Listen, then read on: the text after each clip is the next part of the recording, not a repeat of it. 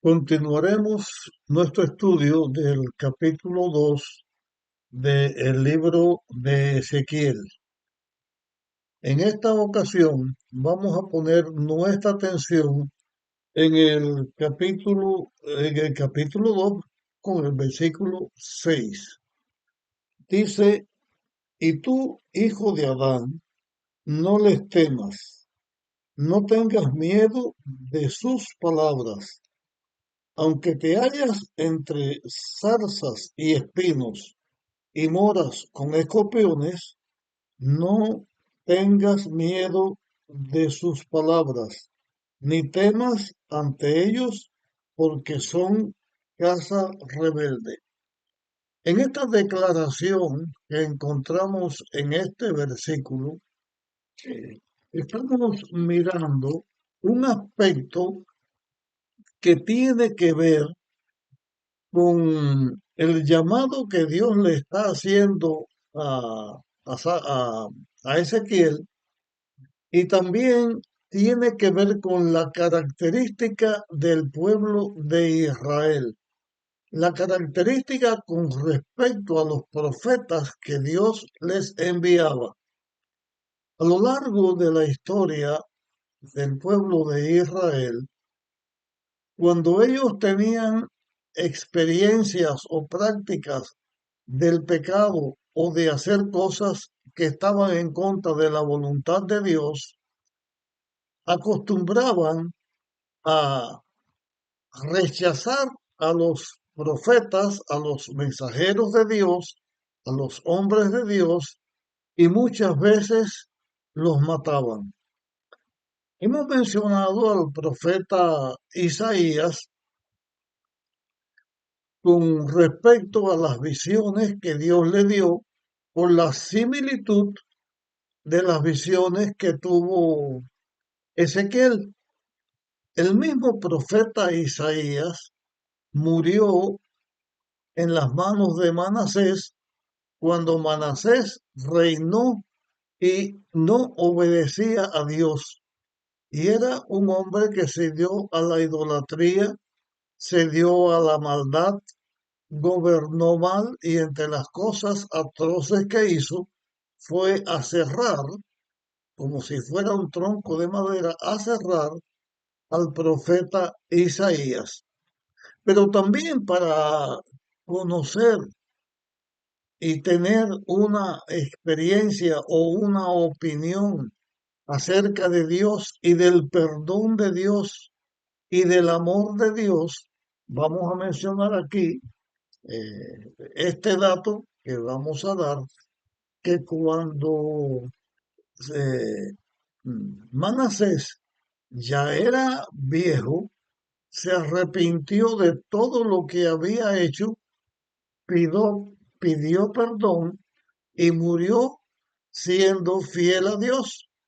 Y después de tanto mal que hizo, pues va a estar entre los redimidos porque se arrepintió y buscó el perdón de Dios.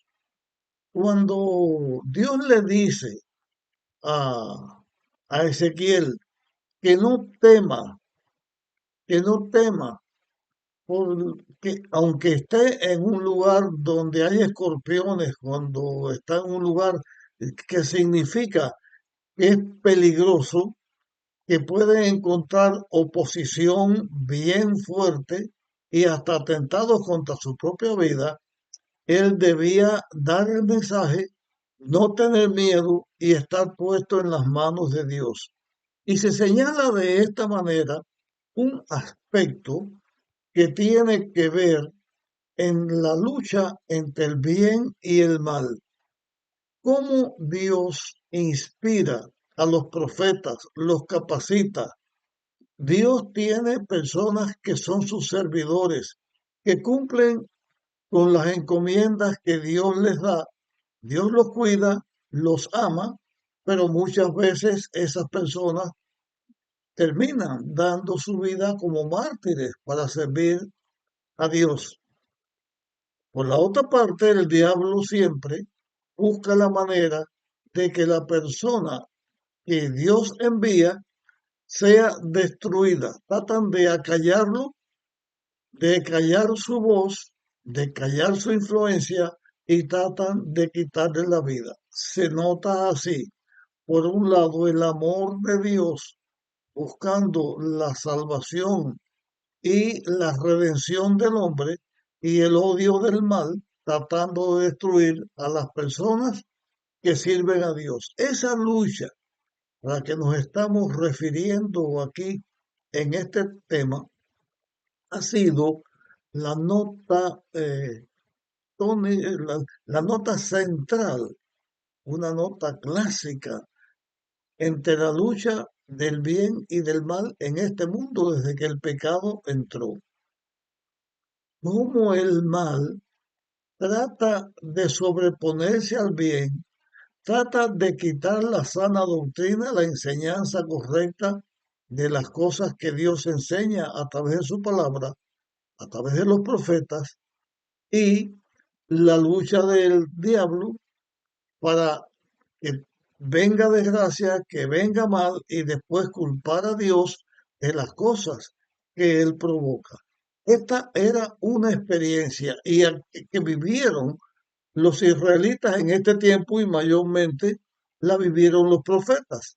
Los profetas como Jeremías, como el mismo Daniel, que tuvo dificultades, y también con Ezequiel, que tuvo que padecer muchas cosas, pero Dios le prometió su protección y Dios protegió a Ezequiel.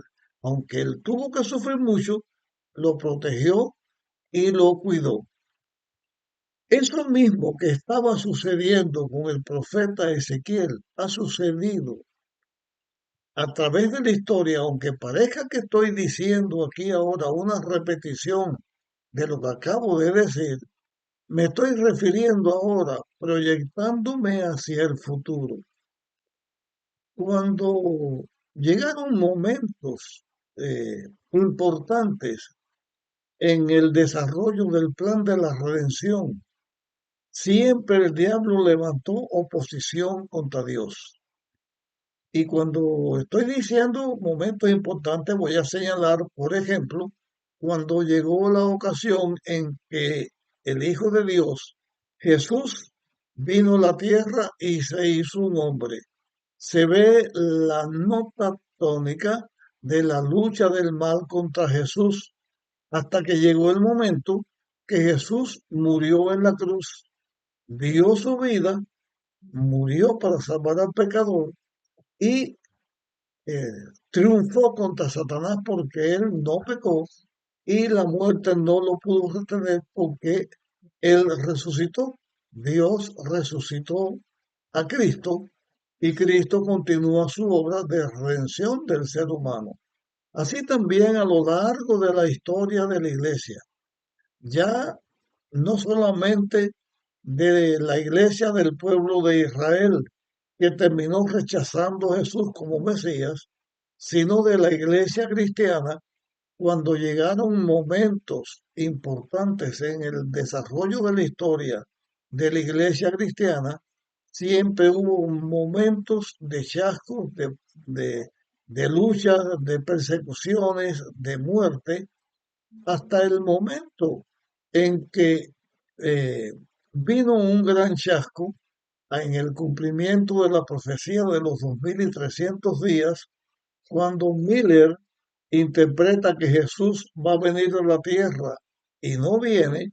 Ahí también se manifestó esta lucha entre el bien y el mal.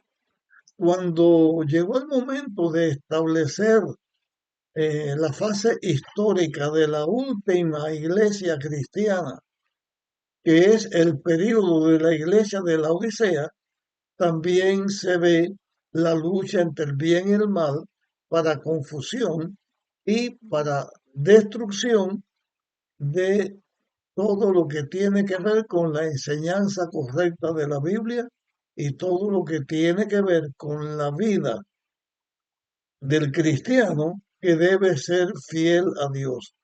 Esto ha sido algo que ha sido notorio a lo largo de toda la historia. En este momento en que estamos viviendo, en el momento en que yo creo, estoy seguro que estamos en los días finales ya de la venida de Jesús. En este año 2025, a estas alturas, el mundo está señalando por todas las cosas que están sucediendo que Jesús está a las puertas, que su venida es inminente. Aunque no estamos poniendo fecha de la venida de Jesús, sí se ve que Jesús está a las puertas. Entonces, ¿qué se está experimentando? ¿Qué está sucediendo dentro de la iglesia de Dios? La iglesia de Dios de la Odisea, que es el cristianismo, tiene una división muy grande. Luchas no solo de lugares del mundo donde se persiguen y se da muerte a los cristianos, sino una confusión teológica, porque aunque cada iglesia cristiana, cada denominación cristiana dice que enseña la verdad, en realidad lo que hay es una confusión doctrinal. Se ve una lucha para que el ser humano no conozca la realidad del Evangelio de Dios, no conozca la sana doctrina, y por la otra parte Dios ayudando a sus hijos para que pueda enseñarse la sana doctrina. Se enseña la verdad bíblica. Hoy en día el cristianismo, y cuando hablamos de cristianismo nos referimos también el pueblo especial que Dios levantó en 1844 o después de 1844 para predicar los mensajes evangélicos, los mensajes del primero, segundo y tercer ángel, dentro de la iglesia adventista que fue levantada por Dios para esta obra. También se nota la lucha en cuanto a la confusión en la lucha entre el bien y el mal.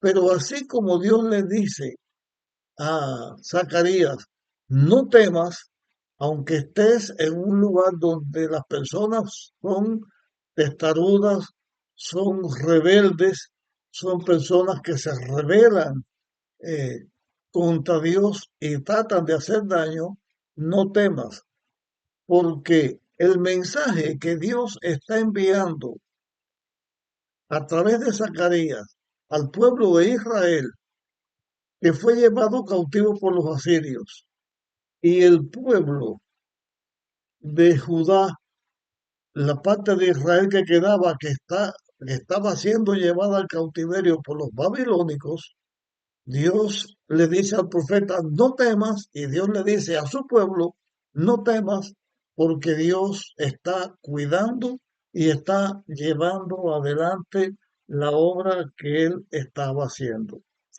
En este contexto, leemos ahora el versículo 7.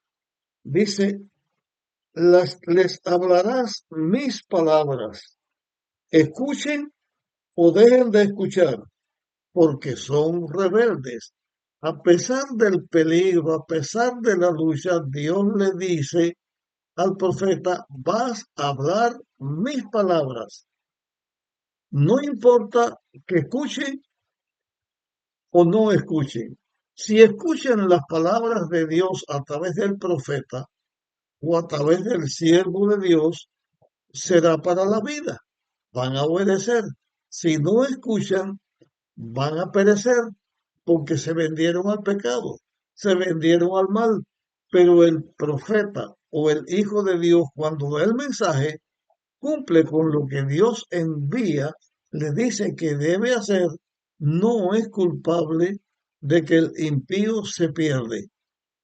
Pero aquí en este capítulo 2 y lo que vamos a ver en el capítulo 3 es que Dios le está diciendo al profeta, y a través de todo el tiempo Dios le está diciendo al hijo suyo que le obedece, que lo acepta como Dios, que sigue los caminos de Dios, a los cuales Dios nos envía para predicar la palabra de Dios, debemos predicar la palabra de Dios verdadera, porque si no lo hacemos, el impío se puede perder porque no conoció a Dios ni sirvió a Dios, pero los hijos de Dios que tenemos que dar el mensaje que ellos deben escuchar, si no lo hacemos, entonces somos culpables, porque no compartimos la tarea que Dios nos dio.